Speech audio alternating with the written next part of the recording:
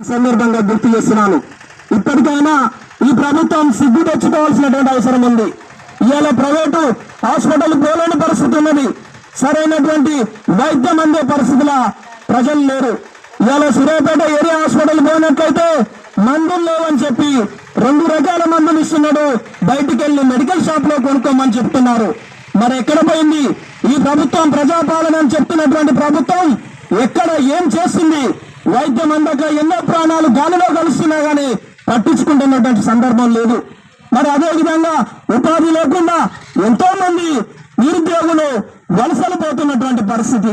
Dubai ఎక్కడెక్కడో రాష్ట్రాలకు దేశాలు విడిచిపోతున్నటువంటి పరిస్థితిని మనం చూస్తున్నాము. ఉపాధి లేక 10th, ఇంటర్, డిగ్రీ, పీజీ చదివి కూడా ఆటో తోలుకుంటున్నటువంటి పరిస్థితి ఎంతో మందికి ఉన్నది. మరి ఉపాధి కల్పించాల్సిన బాధ్యత ఈ ప్రభుత్వాల పైన ఉన్నదని మరొకసారి గుర్తు చేస్తున్నాము.